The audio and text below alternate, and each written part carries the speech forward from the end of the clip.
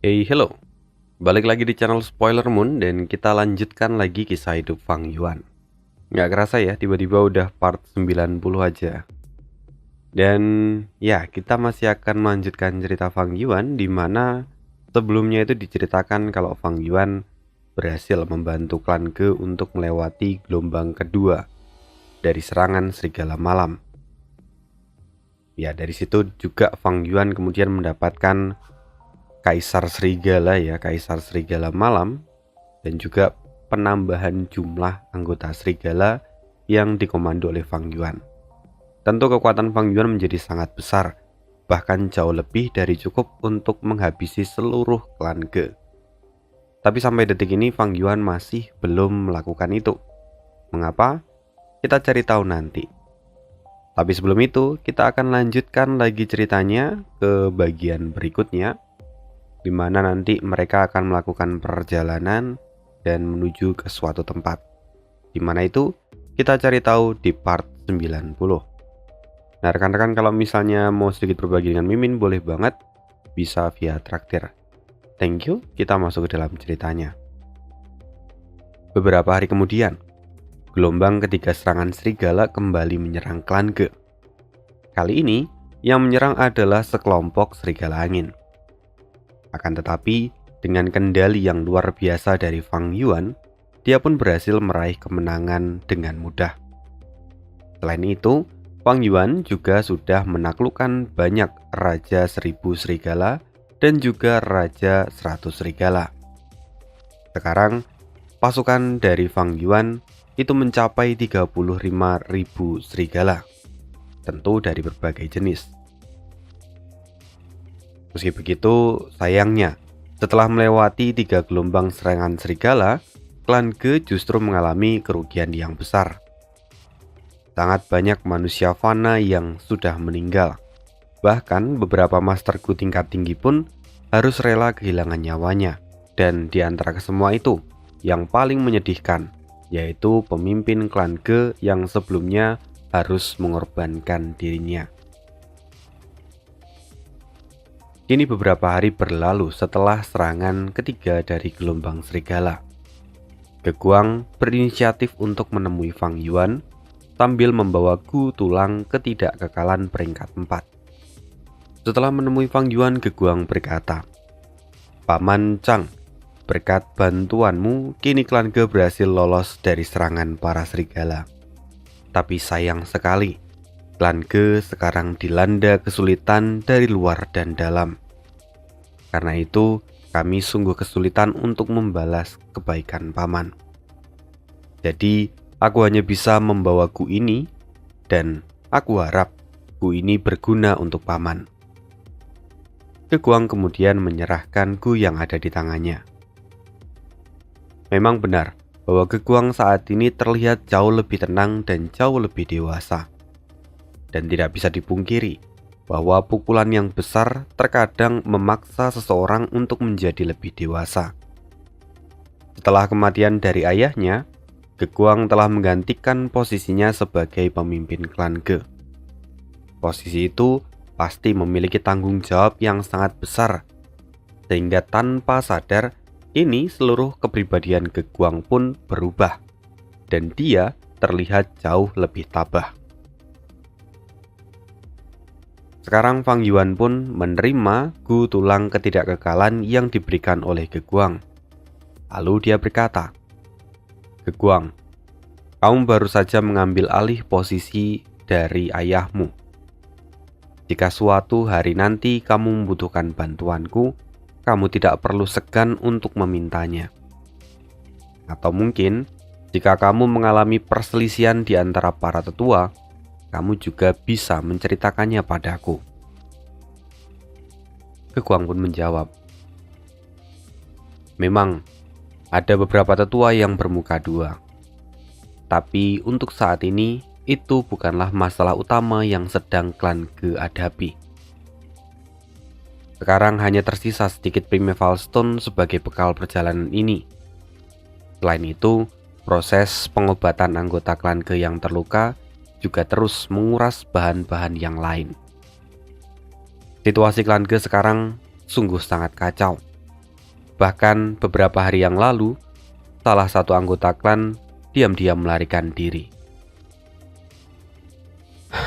Ditambah lagi soal persediaan makan. Jika persoalan ini terus berlanjut, maka sumber daya yang dimiliki klan akan segera habis, dan pada akhirnya seluruh anggota harus kelaparan. Ge Guang mengatakan itu dengan sangat berat hati, dan di akhir kalimatnya pun Ge Guang mengalihkan pandangannya dari Fang Yuan. Fang Yuan langsung mengerti apa yang dimaksud dari Ge Guang. Dia pun berkata, "Aku tahu apa yang kamu ingin katakan. Sekarang sumber daya yang dimiliki klan Ge sangatlah menipis dan tidak akan cukup untuk memberi makan kawanan serigala milikku." Ge Guang pun kembali menatap Fang Yuan dan berkata, "Paman, sebenarnya aku sangat malu mengakuinya. Bagaimanapun, Paman sudah melakukan banyak hal untuk klan Ge. Namun, justru kami tidak bisa membalas kebaikan Paman." "Kenapa kamu begitu kaku? Itu adalah masalah kecil," kata Fang Yuan. Lalu dia kembali melanjutkan, "Sesungguhnya, jika kau tidak mengatakan hal ini, akulah yang akan mengatakannya lebih dahulu. Jumlah kawanan serigala milikku terus meningkat sangat banyak, dan aku juga tidak ingin menyusahkan klan Ge. Jadi, aku akan mengendalikan kawanan serigalaku untuk pergi berburu, supaya mereka bisa memenuhi kebutuhan mereka sendiri. Selain itu, aku juga akan mengurangi jumlah serigala liar yang ada. Dan semua itu bisa kita gunakan sebagai cadangan makanan," kata Fang Yuan sambil tersenyum hangat. Mendengar itu, Ge Guang pun berkata, "Paman, aku tidak tahu apa yang harus aku lakukan untuk mengungkapkan rasa hormatku padamu. Terima kasih banyak, Paman." Fang Yuan kemudian menepuk bahu dari Ge Guang. "Kamu tidak perlu terlalu memikirkannya.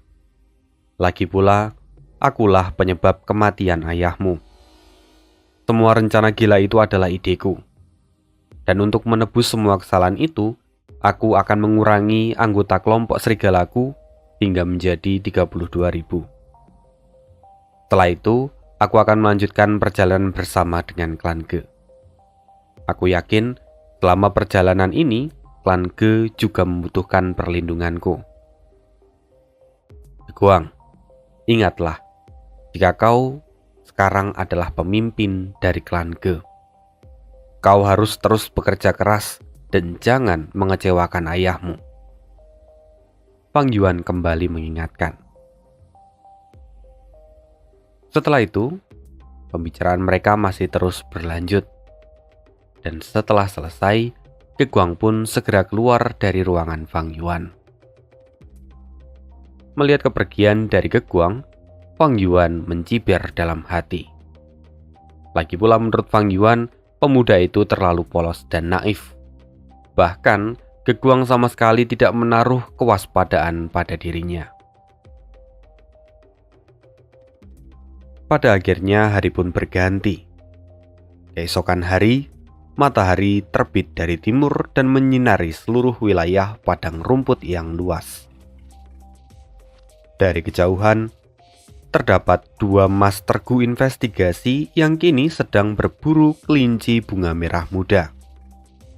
Mereka menembakkan panah dan dengan cepat mengenai targetnya.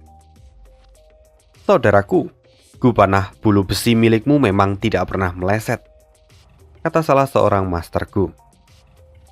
Lalu, mastergu itu menjawab, "Saat ini sumber daya klan Ge sudah berkurang drastis, dan kita tidak punya pilihan lain selain berburu hewan liar dan menyediakan makan untuk klan. Aku tidak menyangka bahwa aku harus menggunakan gu milikku yang berharga ini hanya untuk hal sepele seperti ini." Tampak kekecewaan dari mastergu itu. Faktanya, memang meski Fang Yuan sudah mengurangi jumlah serigalanya dan daging dari serigala yang mati juga digunakan sebagai dendeng daging, tapi itu tetap tidak cukup untuk mengatasi kekurangan sumber daya dari klan Ge. Ketika sumber daya semakin berkurang, pada akhirnya para Master Gu klan Ge harus berburu hewan liar di sekitar mereka. Selain itu, mereka masih harus terus melanjutkan perjalanan mereka. Di dalam rombongan, Fang Yuan sekarang sedang mengistirahatkan pikirannya sambil bermeditasi di dalam rumah kadal yang bergerak. Memang setelah menaklukkan ribuan serigala, beban pada jiwa Fang Yuan menjadi sangat besar. Setiap hari Fang Yuan harus tidur setidaknya 4 jam, dan dia juga harus memanfaatkan waktu luangnya untuk beristirahat. Memang bahwa menekuni Gu perbudakan itu bukanlah sesuatu yang mudah.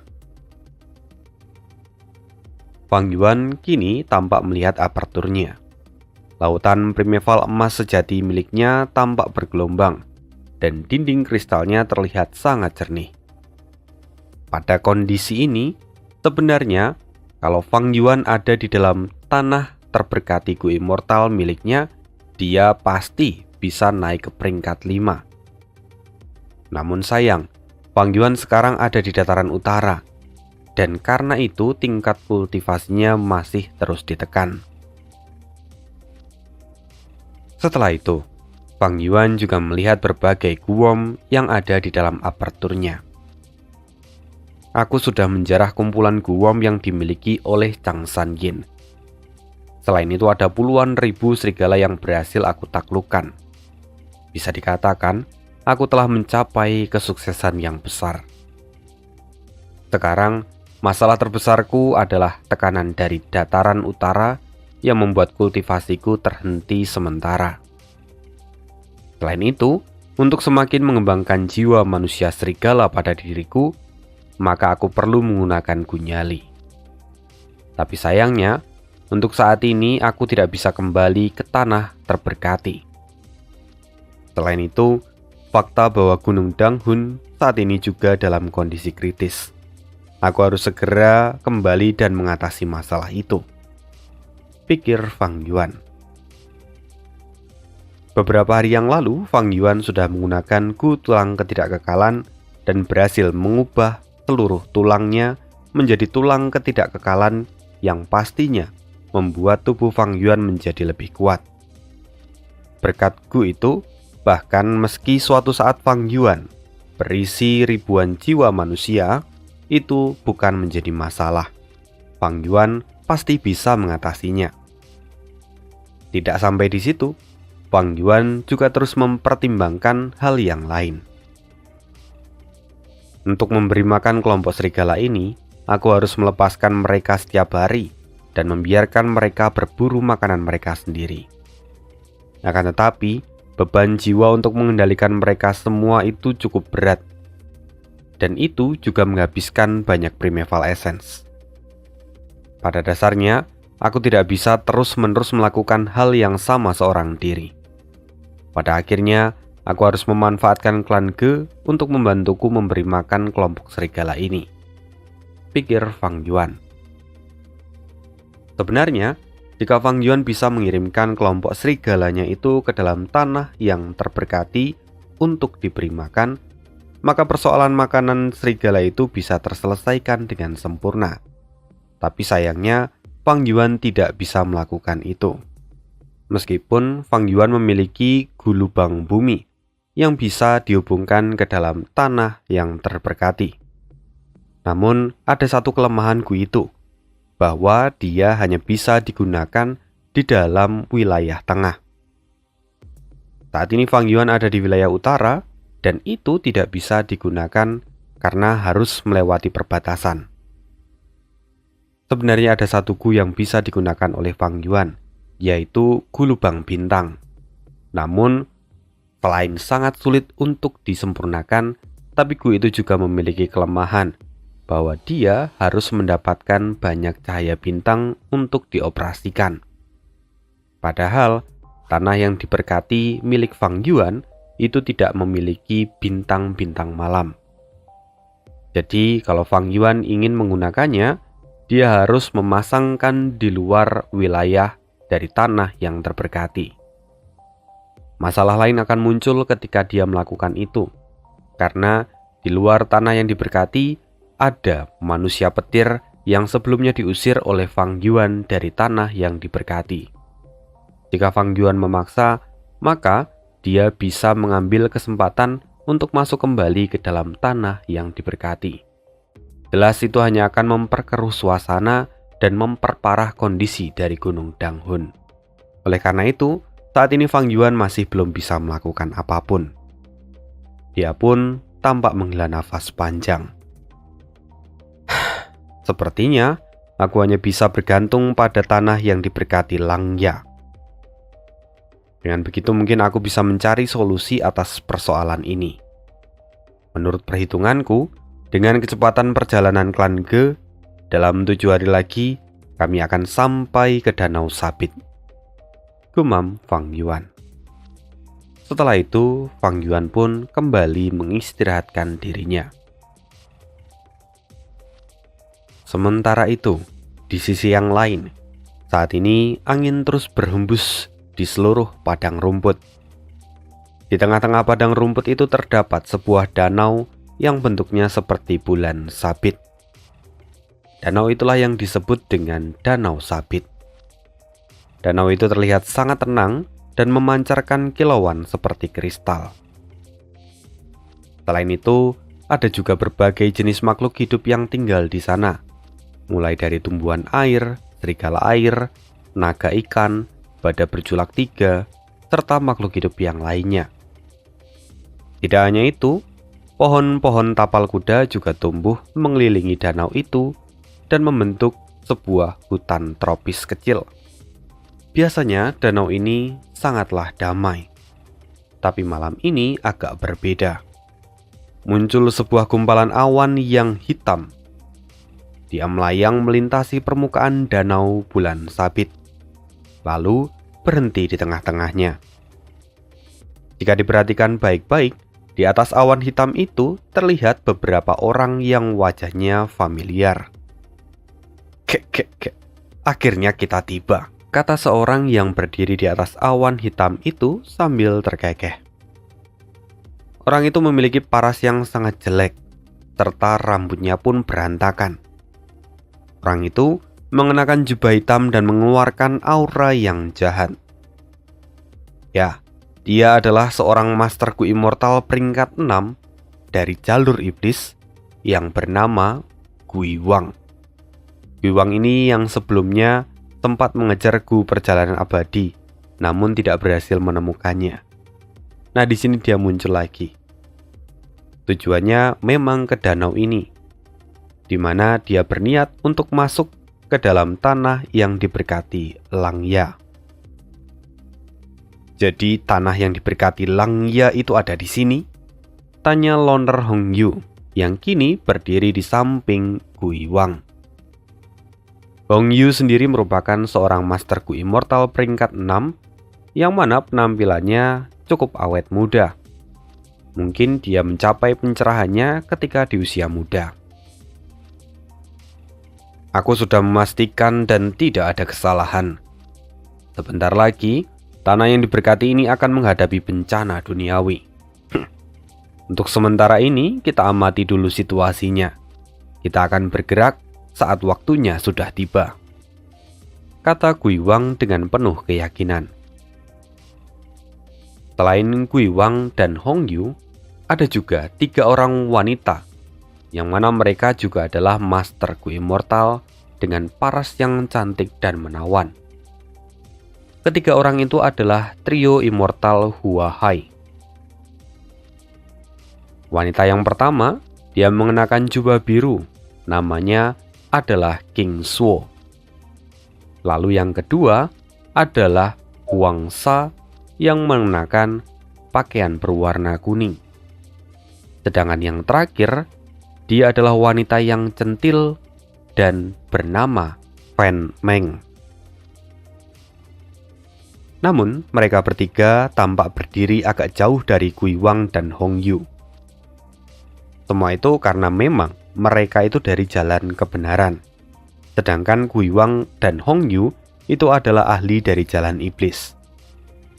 Secara otomatis mereka tentu akan menjaga jarak karena tidak mau dekat-dekat dengan ahli dari jalan iblis. Wajar, mereka bertiga itu juga sangat waspada pada kedua orang itu. Ditambah lagi, penampilan jelek dari Guiwang itu membuat ketiga wanita cantik itu merasa jijik. Sedangkan untuk Hongyu yang terlihat muda, ketiganya juga tidak ingin mendekat karena dia bahkan mengkhianati saudaranya sendiri dan membunuh orang tuanya hanya untuk menyempurnakan sebuah gu. Tindakannya sangat kejam dan jelas itu membuat trio immortal Hua Hai tidak ingin mendekatinya. Sebenarnya mereka pun enggan untuk bergabung dalam operasi ini. Tapi tanah yang diberkati Langya itu adalah sesuatu yang sangat penting. Seorang Gu Immortal yang pernah tinggal di dalam sana adalah orang nomor satu yang menekuni jalur penyempurnaan. Orang itu dikenal dengan sebutan leluhur rambut panjang. Tidak hanya itu, tingkat kultivasi dari Gu Immortal itu juga ada di peringkat 8. Sehingga dia sangatlah ahli dalam jalur penyempurnaan. Bahkan selama hidupnya, leluhur rambut panjang itu sudah menyempurnakan setidak-tidaknya 38 Gu Immortal. Namun, sayangnya, suatu ketika leluhur rambut panjang itu tidak bisa melawan arus waktu dan akhirnya dia harus mati karena usia yang sudah terlalu tua. Jadi meski namanya adalah Gu Immortal, mereka itu masih bisa mati. Entah itu karena efek bertarung ataupun karena usia yang sudah terlalu tua. Meski mereka jelas berbeda dengan para Master Gu yang ada di tingkat fana, di mana masa hidup mereka jelas jauh lebih lama. Menurut rumor yang beredar, sejak kematiannya, kumpulan hasrat dari leluhur rambut panjang sudah berubah menjadi roh tanah, dan sampai saat ini terus menyempurnakan Gu tanpa henti. Kumpulan hasrat dari leluhur rambut panjang berubah menjadi roh tanah, dan dia terus menyempurnakan Gu tanpa henti di dalam tanah yang diberkati Langya. Oleh karena itu bisa dibayangkan begitu kayanya tanah yang diberkati Langya. Karena itu, meski sebenarnya trio immortal Hua Hai itu tidak menyukai Guiwang dan Hongyu, tapi ambisi mereka untuk mendapatkan resep penyempurnaan Gu Immortal itu membuat mereka bertiga mengesampingkan identitas dari jalan kebenaran mereka dan memilih untuk bekerja dengan kedua Master Gu Immortal dari jalan iblis itu. Seiring berjalannya waktu, mulai terdengar suara retakan dari arah danau sabit itu. Lalu tidak lama kemudian, permukaan danau sabit pun terbuka dan mulai menampakkan kilatan petir yang menyambar-nyambar. Bencana duniawi sudah dimulai, kata Guiwang dengan penuh semangat. Di permukaan danau sabit itu, petir terus bergemuruh tanpa henti. Tidak ada yang perlu diragukan lagi. Inilah tanda-tanda dari bencana dunia. Bahkan, bencana dunia itu sudah membuat lubang yang menghubungkan antara tanah yang diberkati Langya dengan dunia luar. Melihat celah itu, ekspresi Guiwang, Hongyu dan trio immortal Hua Hai terlihat sangat senang.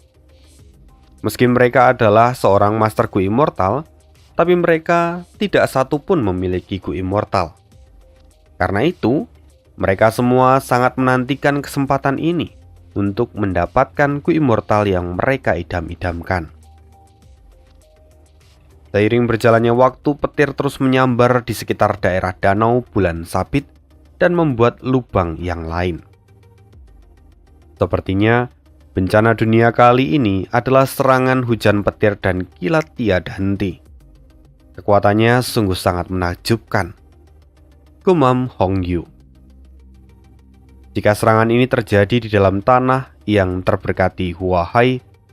Bahkan jika kita berlima menggabungkan kekuatan, kita tetap tidak akan bisa mengatasinya.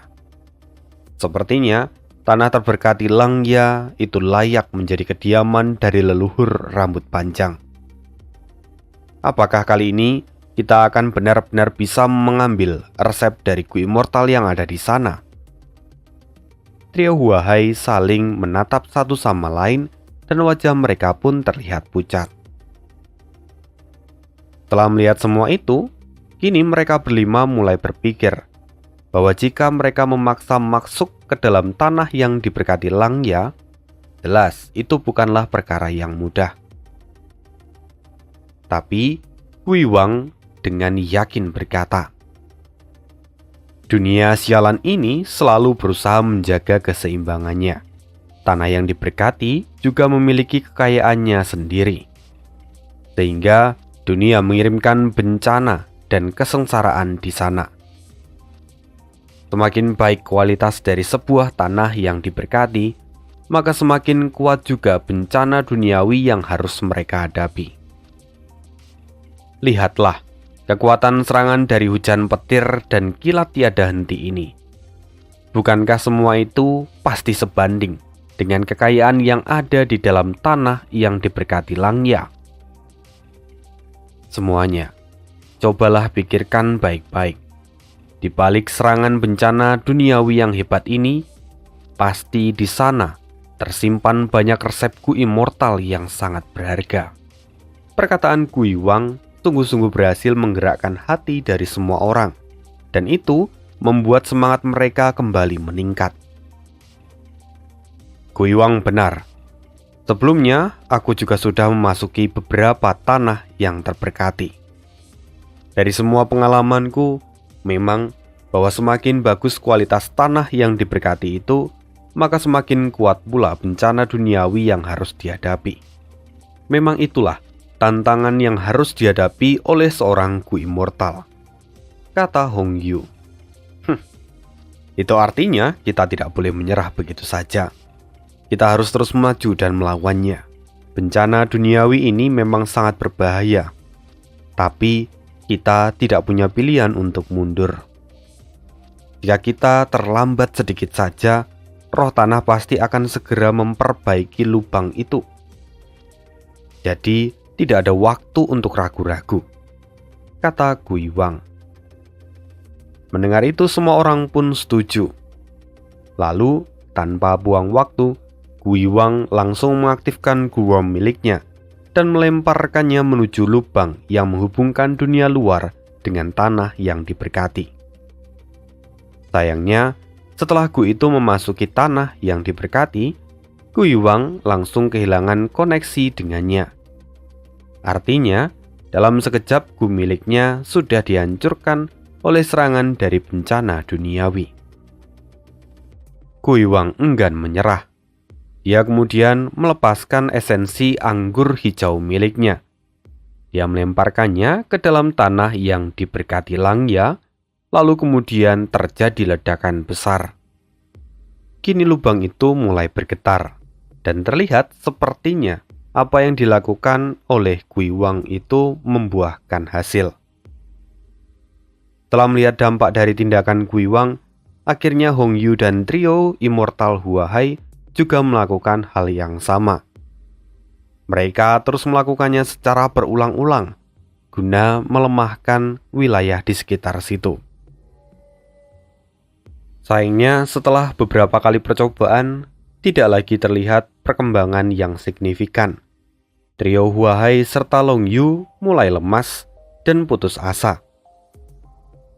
Tapi Gui Wang kembali memberi semangat.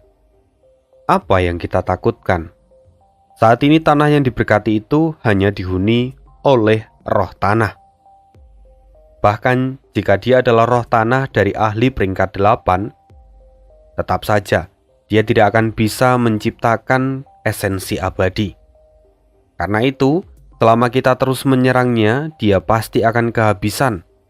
Lalu pada akhirnya, celah pun akan terbuka dan kita bisa masuk. Kita harus ingat bahwa esensi abadi dari ahli peringkat 8 itu adalah lengkeng putih yang setidaknya itu setara dengan 100 anggur hijau milik kita.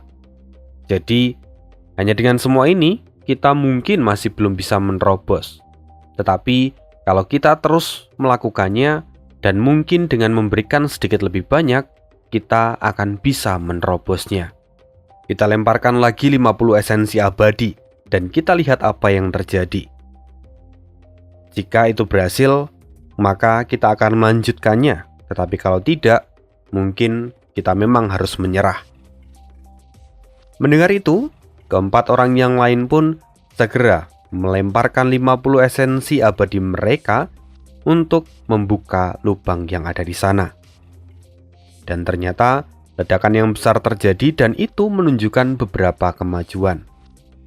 Mereka bahkan hampir bisa melihat bagian dalam dari tanah yang diberkati itu. Namun saat ini, lubang yang tercipta itu masih belum cukup untuk mereka lewati. Jadi, untuk sekali lagi, mereka melemparkan 30 esensi abadi ke dalam lubang itu. Setelah ledakan besar terjadi, dan kini lubang sudah semakin besar. Semuanya, aku turun duluan, kata Guiwang yang tiba-tiba mengepakkan sayapnya dan masuk ke dalam tanah yang diberkati Langya. "Hei, tunggu!" teriak Hongyu yang tidak terima, lalu segera melesat memasuki tanah yang diberkati itu. Dasar para iblis bajingan, mereka benar-benar licik dan meninggalkan kita. Trio Immortal Huahai menjadi kesal. Mereka mengernyitkan dahi dan segera bergegas menyusul Guiwang serta Hongyu. Kini mereka berlima pada akhirnya memasuki tanah yang terberkati dan mencoba melewati hujan petir serta kilat tiada henti. Setelah beberapa waktu, akhirnya mereka benar-benar tiba di dasar tanah yang diberkati. Dan sesampainya di sana, mereka hanya melihat pemandangan awan putih yang menutupi seluruh wilayah di sana. Lalu, di antara lautan awan juga samar-samar terlihat 12 bangunan yang mana itu sangatlah megah dan memiliki keindahan sejarah dari ribuan tahun yang lalu. Di sekitar bangunan itu terdapat burung bangau immortal. Ada juga manusia bulu yang sedang melayang di udara. Selain itu, terdapat awan warna-warni serta tercium aroma kayu cendana yang sangat kuat. Itu adalah tanah awan. Orang bisa menginjaknya seperti tanah asli, dan bahkan di sana sangatlah subur melebihi tanah di dunia luar. Sungguh ini adalah pemandangan yang sangat mengagumkan, kata King Suo. Menurut legenda, di dalam 12 bangunan itu tersimpan banyak resep penyempurnaan. Aku masih tidak menyangka akhirnya kita sungguh bisa sampai di sini, kata Huang Sha. Hahaha, memang benar kita sampai di sini, tapi semua itu adalah milikku, teriak Guiwang yang langsung terbang menuju sebuah bangunan di dasar lautan awan itu. Sementara itu, Hongyu juga bergerak mendekati bangunan yang terdekat.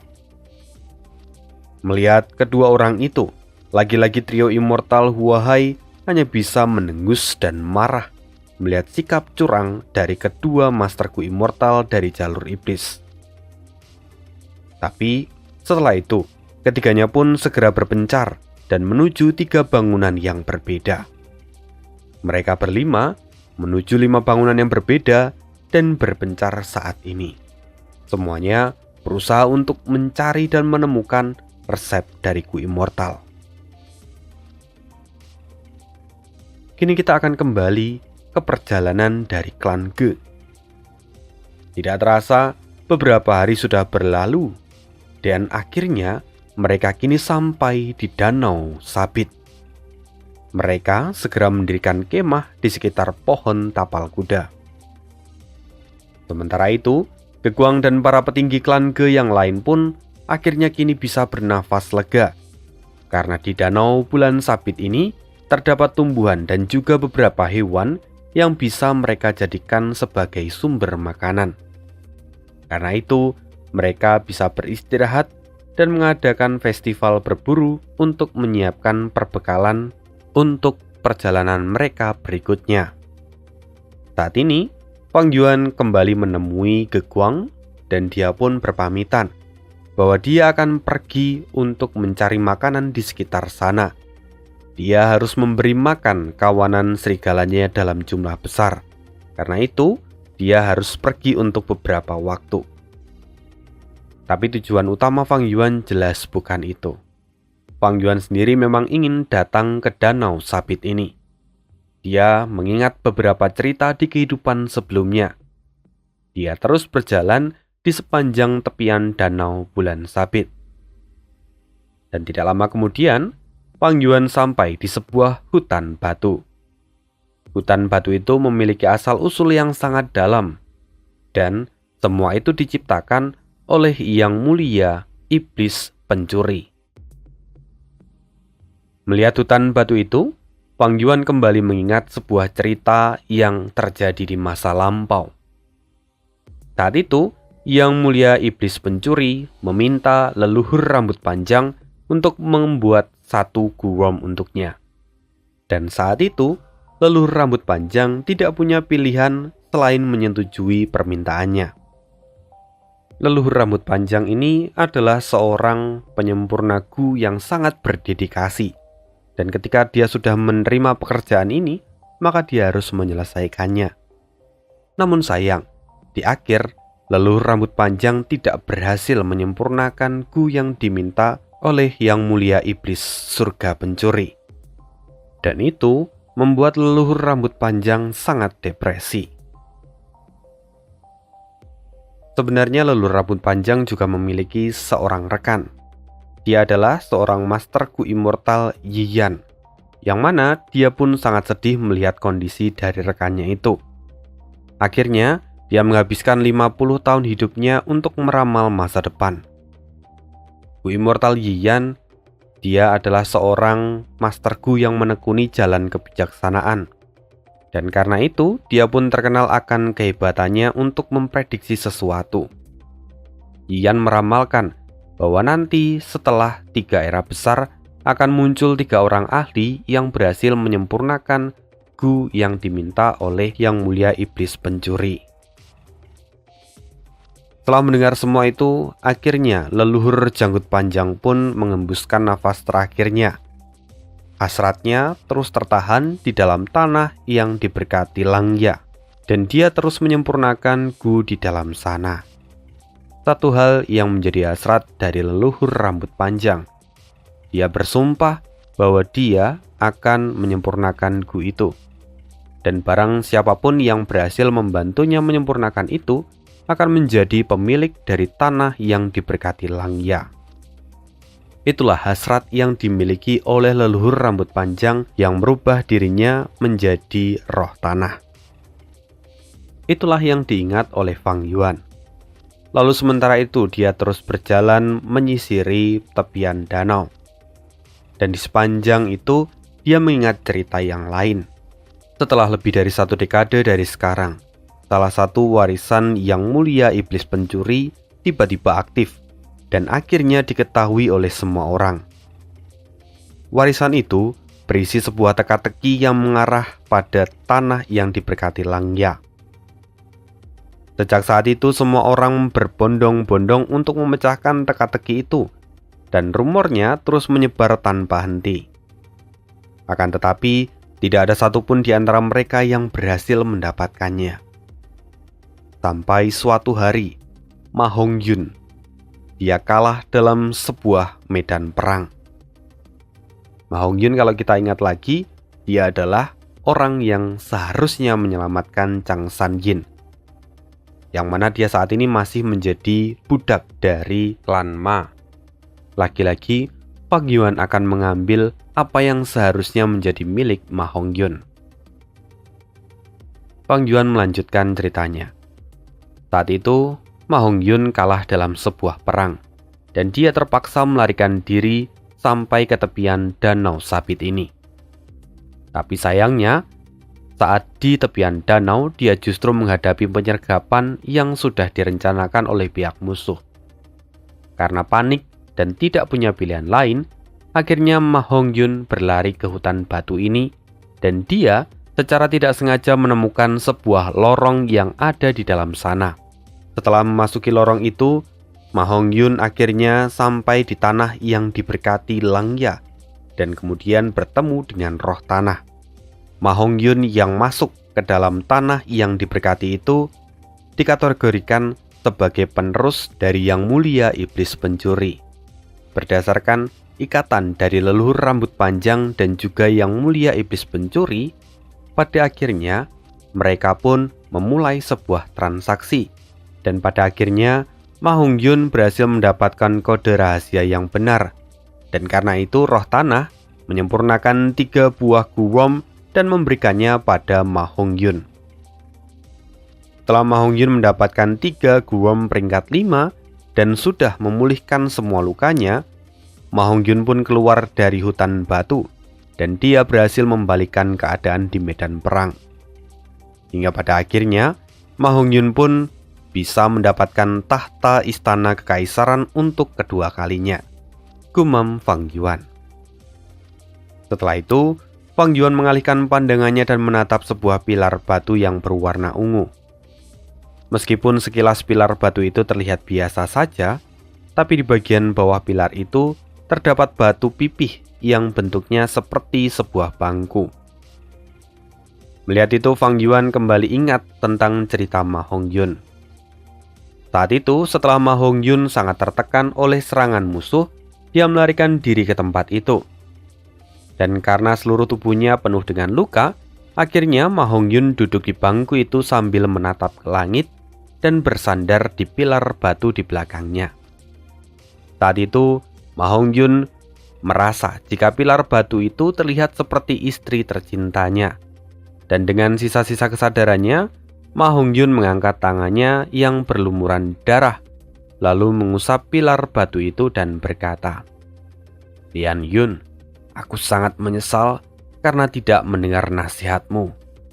Aku ingin bertemu denganmu sekali lagi dan ingin mengatakan jika aku sangat mencintaimu." Lalu pada saat yang sama, musuhnya tiba dan bersiap untuk menyerang. Sayangnya saat berikutnya, tubuh Ma Hongyun tiba-tiba menghilang dan dia memasuki tanah yang diberkati Langya. Mengingat peristiwa itu, Fang Yuan pun melangkahkan kakinya lalu duduk bersandar pada pilar itu sambil menatap ke langit. Akan tetapi, Fang Yuan tidak melihat apa yang dilihat oleh Ma Hongyun. Fang Yuan pun kemudian tertawa lalu berkata, "Haha, sepertinya di saat kritis itu Ma Hongyun sedang memikirkan istrinya. Sehingga saat melihat pilar batu ini dia seperti melihat istri tercintanya. Kerinduannya yang begitu dalam bahkan bisa membuat suatu ilusi dan melihat keberadaan istrinya, Zhao Linyun." Setelah memikirkan semua itu, akhirnya Fang Yuan kemudian mengeluarkan pisau dan memotong tangannya sendiri, lalu membiarkan darah segar itu membasahi pilar batu ungu yang ada di belakangnya. Sesungguhnya Yang Mulia Iblis Pencuri itu sudah menaruh sebuah guwom misterius di dalam pilar batu ungu ini. Dan darah itu adalah salah satu syarat untuk mengaktifkannya.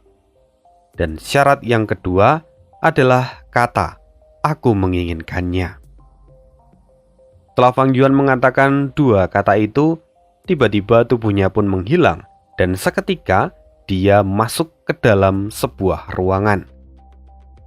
Di dalam ruangan itu terdapat seorang pria tua yang terlihat bijaksana dan dia sedang duduk bersila di atas hamparan awan. Matanya terpejam seolah dia sedang bermeditasi. Fang Yuan segera mengepalkan tangannya dan berkata, "Pewaris dari Yang Mulia Iblis Pencuri, Chang Sanyin datang memberi hormat," kata Fang Yuan sambil menyentuh dadanya dengan tangan kanannya dan sedikit membungkuk. "Kau adalah Chang Sanyin?" Mata pria tua itu perlahan terbuka. Penampilanmu cukup menarik. Kau menggunakan kulit manusia bersamaan dengan bahan yang lain. Selain itu, kau juga menggunakan suara rumput. Ada juga pil api, gu kekuatan, dan beberapa gu yang lain. Kata pria tua itu sambil mengerutkan keningnya dan menunjukkan ekspresi ragu-ragu saat melihat Fang Yuan. Nak, apa kau ingin menukar resep gugom yang kau gunakan? Aku akan memberikan gugom dengan kualitas yang sama untuk menukarnya, kata orang tua itu.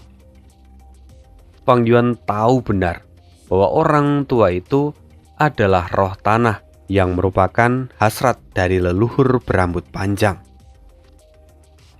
Di dalam hati, Fang Yuan pun menyeringai. Lalu, dia kemudian mengangkat bahunya dan berkata, "Maafkan aku, tapi aku tidak akan menyerahkan resep gu kulit manusia ini. Aku tidak akan menukarnya." "Kau tidak ingin menukarnya? Mengapa?" tanya roh tanah. Penolakan dari Fang Yuan itu membuat roh tanah pun menjadi sedikit marah dan kemudian memberikan tekanan pada Fang Yuan. Akan tetapi, Fang Yuan dengan tenang berkata, "Aku punya alasan sendiri untuk tidak menukarnya, dan kamu tidak perlu mengetahuinya." "Jika kau tidak mau menukarnya, maka aku cukup menahanmu di sini dan perlahan-lahan mengupas kulitmu. Setelah mempelajarinya, aku pasti bisa mengetahui resep yang ada di dalamnya," kata roh tanah sambil tertawa. "Tidak, kau tidak mungkin bisa melakukan itu padaku.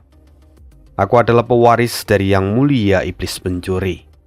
Kau tidak bisa melakukan apapun padaku sebelum persetujuan ketiga selesai," kata Fang Yuan dengan tenang. Fang Yuan memang sudah mengetahui jika roh tanah yang lahir dari leluhur rambut panjang ini memiliki kecerdasan yang tinggi, dan dia pun pandai menakut-nakuti orang. Di kehidupan pertamanya, Fang Yuan tahu jika saat itu Ma Hongyun telah ditakuti oleh roh tanah, dan akhirnya dia pun kehilangan kesempatan untuk menyempurnakan gu immortal.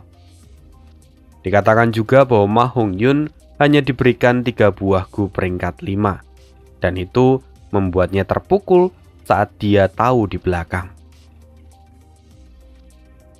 Akan tetapi, tentu jawaban Fang Yuan sebelumnya membuat roh tanah semakin marah. Roh tanah itu segera memposisikan tubuhnya seperti siap untuk menerkam Fang Yuan dan mengeluarkan aura yang kuat. Tapi Fang Yuan tidak bergerak sedikit pun. Karena itu, roh tanah pun menghentikan aktingnya dan perlahan turun mendekati Fang Yuan. "Anak muda, tolonglah bermurah hati pada orang tua ini. Tukarkan resep itu padaku," kata roh tanah sambil menarik lengan baju Fang Yuan. Kali ini, Fang Yuan sungguh tidak mengatakan apapun. Lagi pula, beberapa saat yang lalu roh tanah itu terlihat sangat marah, bahkan dia mengeluarkan aura yang menakutkan. Tapi sekarang, roh tanah justru berkata dengan lembut dan memohon pada Fang Yuan. Fang Yuan masih tidak bereaksi, dan mereka masih akan terus melakukan diskusi serta tukar-menukar yang akan kita lanjutkan di part berikutnya. Sekian dulu cerita hari ini. Kita akan sambung lagi di part berikutnya. See you again dan bye.